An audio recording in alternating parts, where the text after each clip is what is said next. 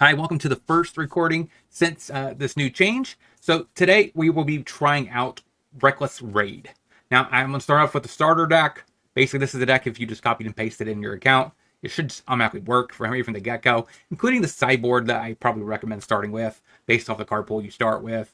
And then we'll get into the version 1, which contains all the uncommons and commons, which hopefully we do a much better job with. So let's dive into the deck and see the deck in action.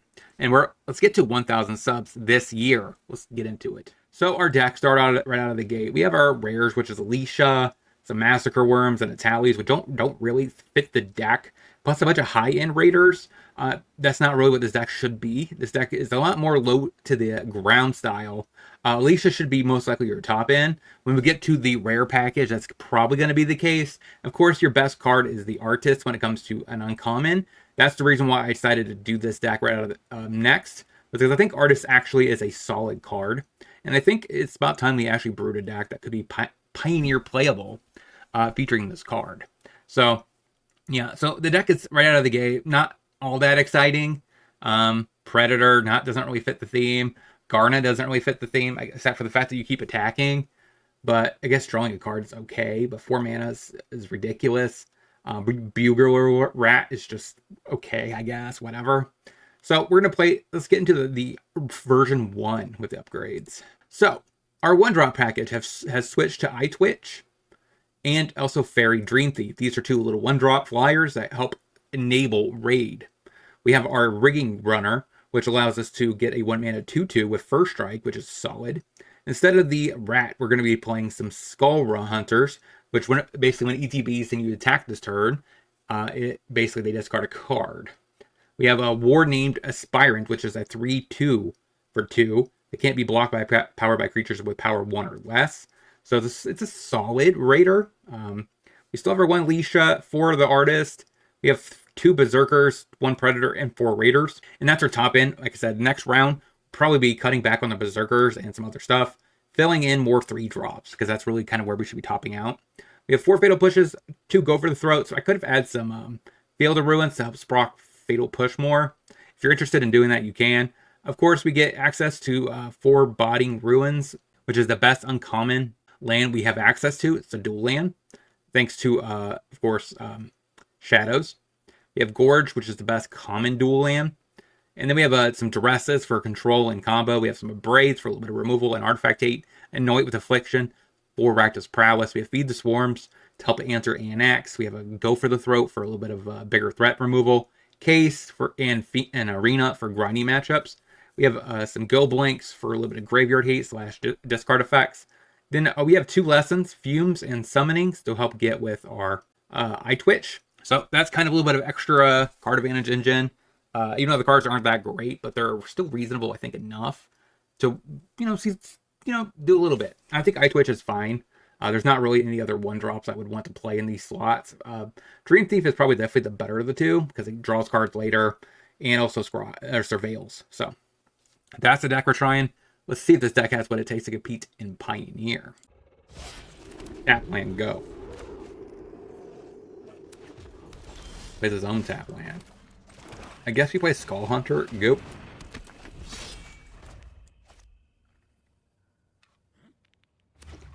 L. Okay, Visionary. That definitely means we're probably safe to attack here. There's no way he's blocking this.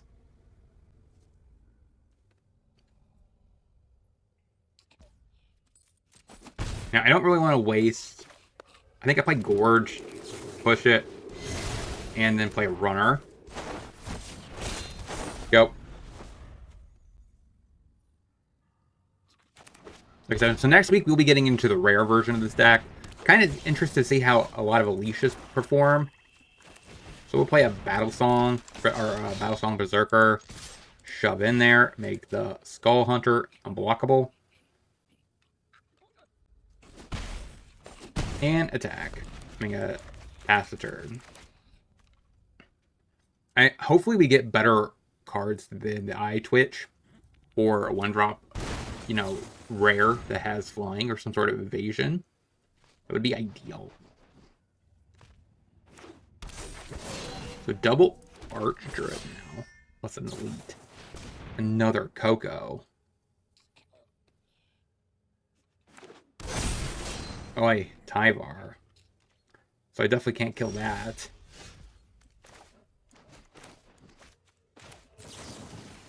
Get rid of an Archdruid.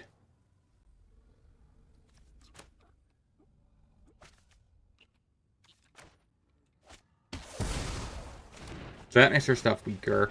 Playing iTwitch, I don't think we get attack at all. And just say go. So iTwitch can get us a removal spell for the Tyvar, because it's exile-based removal. Another elite. That's not good. Now he can pay into the Tyvar if he wanted to.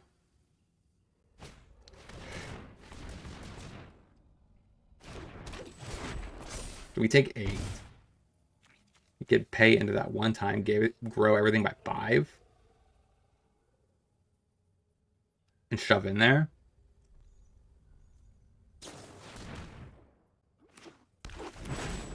So now we go to 3. So he's attacking with 3 of them. But we have to block here, here, and here. So we take one of their threats out. We do get a single lesson.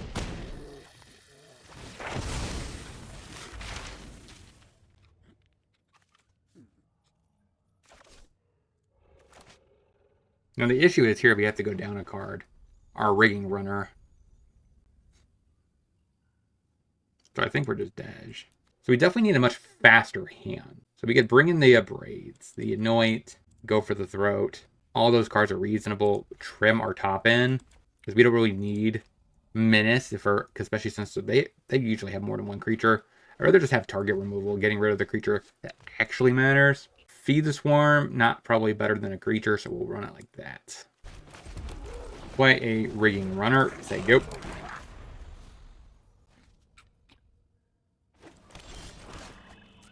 Hit ya.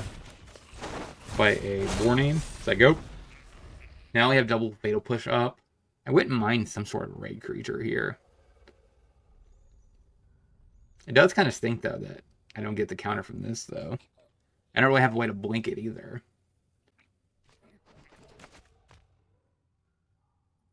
Opponent is thinking pretty hard on this one.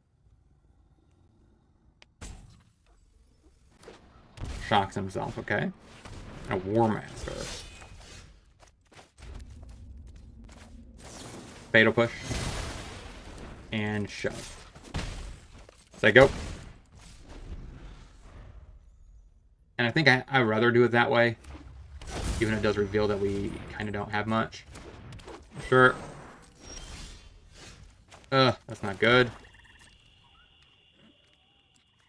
Attack. Say go.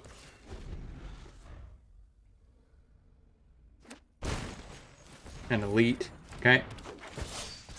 So now he can tap it for 3. Another elite. Now he can tap it for 5. Another Archdruid. Alright. I don't know how I feel about this situation. The issue is he just trades with a token at best, right, for me. Maybe there's an argument I should have attacked with the rigging runner, just so I could Sprock raid. But that just doesn't seem very good. 3 chords. For a Lord, I take it. Get rid of it. If I can't have nice things, you can't either, opponent. Another Archdruid. And a Shaman to attack. That's not good. We take 8. Attacks, attacks, attacks, attacks. Okay, so now I force to block and take 12. Okay. 0-1, let's get into the next. Tap land. We play our own tap land. Say go. So, sadly, we can't play double iTwitch. play a single eye twitch, though. Don't know what that means. But we'll do it. Okay, so we're facing Fang. Okay, I mean, that's a legit deck. Can we beat Fang? Answer is no. Okay, on to the next. Well, we want Go for the Throat, Anoint, maybe a Braid. What are we going down? Predator, Raiders, Berserker. Again, trim our stuff down. Actually, I think I'd rather keep a Predator over a Raider or a Berserker. Yeah, I don't like that. So this is the first hyper-aggressive hand we've seen so far. So maybe that's a net positive, because I definitely need something similar to this kind of hand.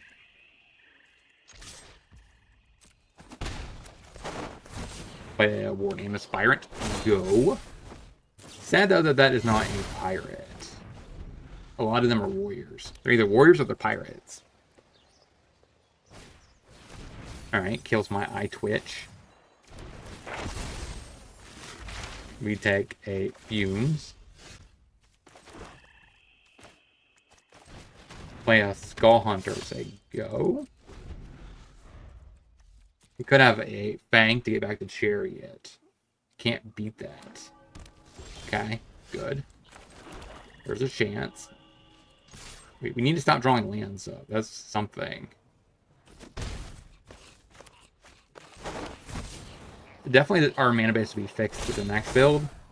Having all these swamps has been a net negative for sure. Takes a Knight of Autumn. I wonder why he brought that in. Did we show something to make Knight of Autumn look like a good card against us?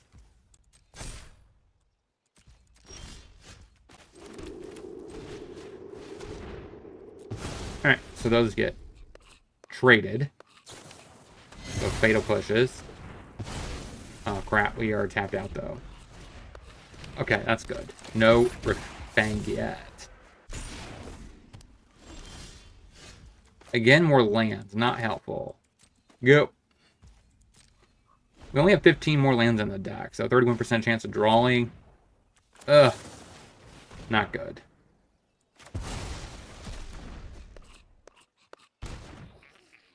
Hopefully we don't draw any.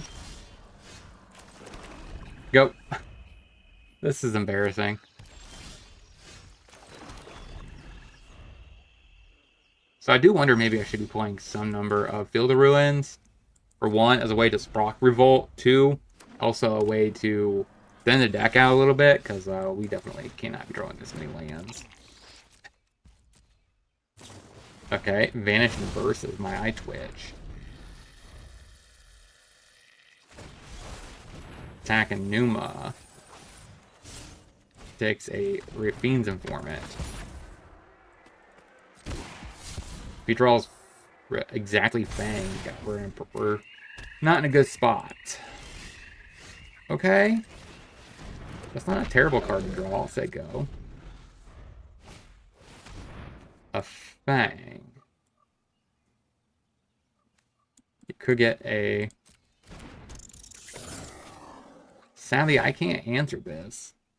Because the fact we have no way of spronking it, which is a problem for sure.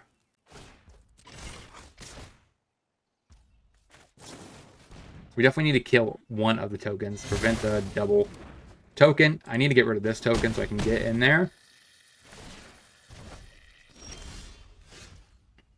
Oh my gosh. Alright. 0-2. Let's get into the next. Can this hand get there? It's just as our second best aggressive hand yet. So we're kind of just this has to just work. Now, is it better to play a 3-2 or 2 threats?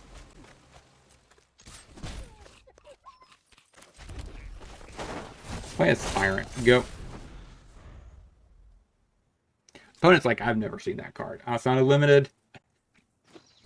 But we're playing a theme here, so that's the plan.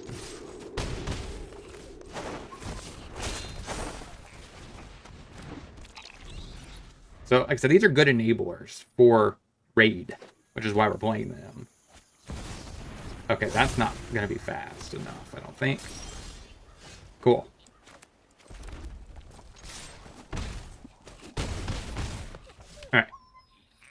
till the end of your next turn. You may play that card.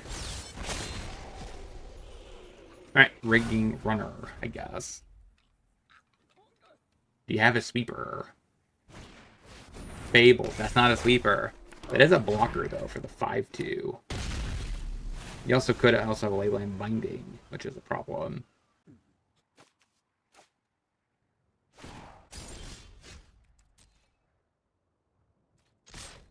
We're going to attack. I'm assuming you've got a Binding. Sure, to get the runner. Okay. And a trade there instead of taking the 5/2 out. Play another runner. Play a Skull Hunter. You discard a card. Yep. Imagine this deck had a Fabled Mirror Breaker. Would it be good in this deck? Probably not. Okay.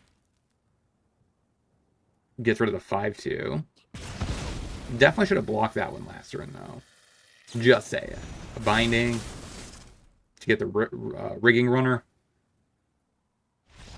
Scoops it up. So against this kind of pile, we want probably Arena and a Case. Don't really need the pushes. I think I'd rather have Go for the Throat. Actually, Feeding Swarm is probably better than that, though. I think that's probably what I want to run. Duress, probably not as good. So run it like that. So again, we have another decent hand of cards that actually allow us to cast a 1-drop on turn 1. Especially since we need a lot of black on turn 1. So that definitely has contributed to some of our losses before this match in particular. So now here comes the tricky part. Which is more valuable?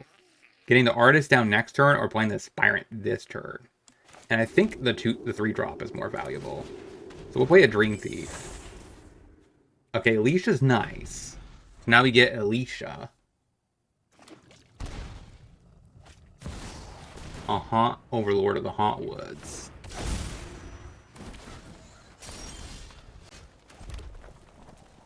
So we'll go ahead and play a Performing Artist. And attack.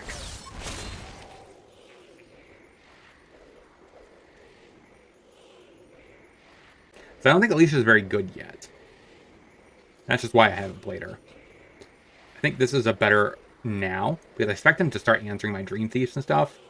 So I kind of wanted to wait until he rafts at least. And then I could start Alicia-ing and getting something back. Get rid of a Fable the Mirror Breaker. That's interesting. Fires has now returned to the scene. Cool. It's been a while since I've seen a Fires of Vengeance. Sweeps away my board, which means now we have something to get back. So we'll play a... What's the correct move?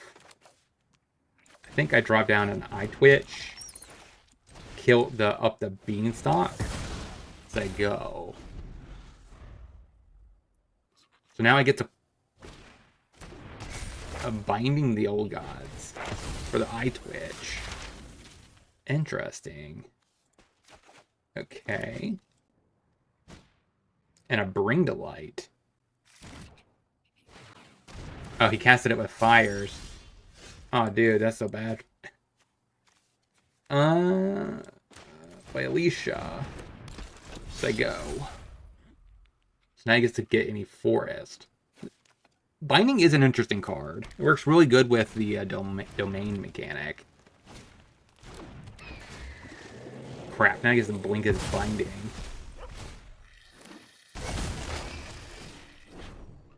And poor Alicia. Get rid of the Overlord. Play a Rigging Runner. Non-rated. It's not very good. Another Fable.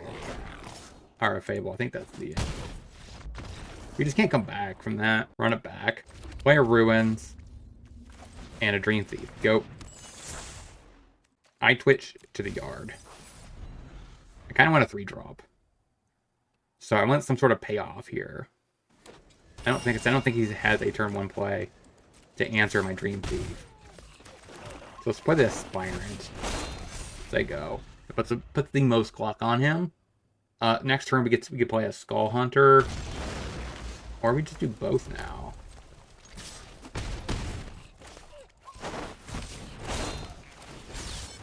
So now we get to be extremely aggressive. So he is a Niv deck. Now we have a decent size thing, unless he has exactly a Deafening Clarion.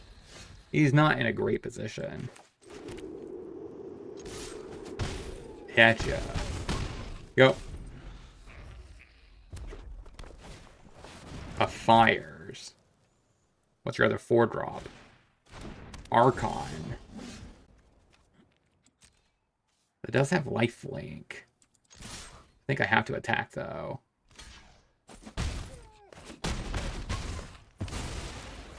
I need to play an Artist, I think. Now he needs to discard something. Could sack the Fires, but that doesn't seem very good. Gets rid of a Bring to Light. That does not work very well with Fires. Because that's 2 spells that would immediately hurt Fires. So he actually cast it this turn. And he decides to cast a Deafening Clarion to clear up my board. So now he's out of spells. He does get to attack, go to 8. Let's use the Dream Thief. Okay, go. So Predator, not really that. So he mixed the deck. Interesting. So he decided to mix Incarnation with Niv.